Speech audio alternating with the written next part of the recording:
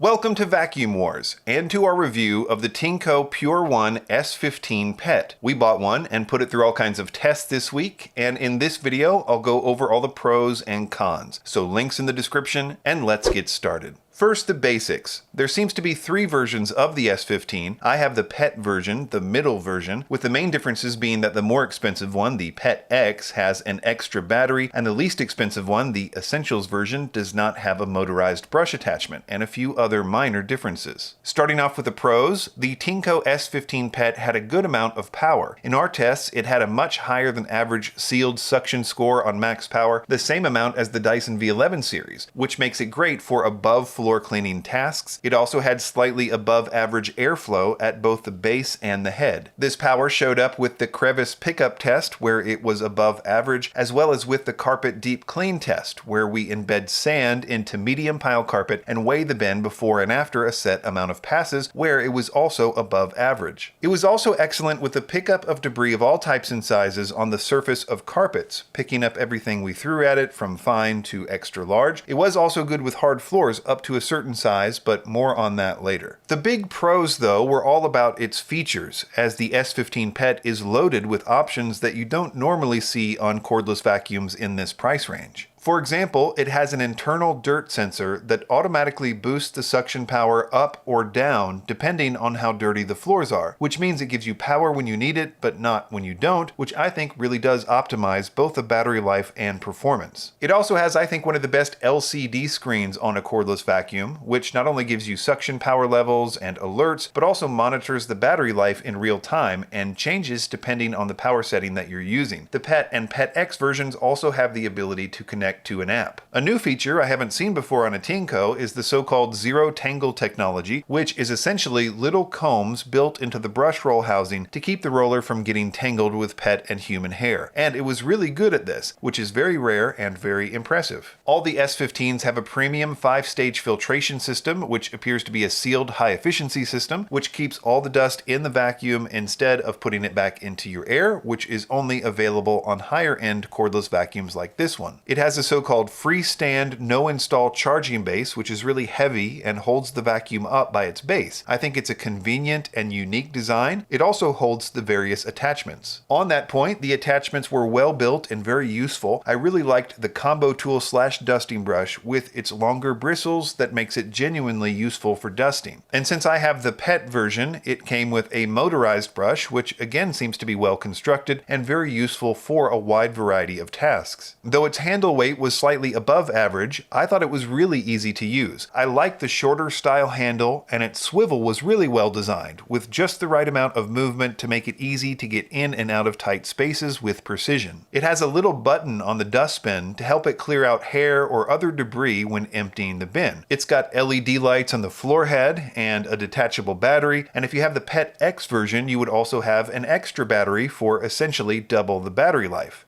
Moving on to the negative stuff. While it was good with hard floor pickup up to a certain size, due to its smaller front gates, it was limited as to the sizes of debris it could pick up on hard floors. In the real world tests at my house, I had no problems with its hard floor performance, but I also rarely encounter large debris at my house. Another big con was that it was prone to clogs with larger debris, which can get lodged in its intake. And it's something that a user should be aware of, since if it does clog, you might not know it at first, and debris will seem to leak out of the vacuum until you clear it. And the only way I know to clear it is to open the bin and remove the filter housing completely. It's not a big deal if you know to look for it and you know how to clear it, but it could be really frustrating if you don't. The battery life is 40 minutes on low power according to Tineco, which is slightly below average, though it should be more than enough for most homes. And if you need more runtime, there's always the upgraded PET X model, which comes with an extra battery. So to recap, I like the S15's power, including its carpet pickup and deep cleaning. It's one of the most feature-rich cordless vacuums in this price range. I like the dirt sensor and the zero tangle technology, and it's overall incredibly easy to use. But it's not great for large debris on hard floors or large debris in general, since it can clog its intake. Links in the description, and be sure to subscribe to Vacuum Wars before you leave. Thanks for watching.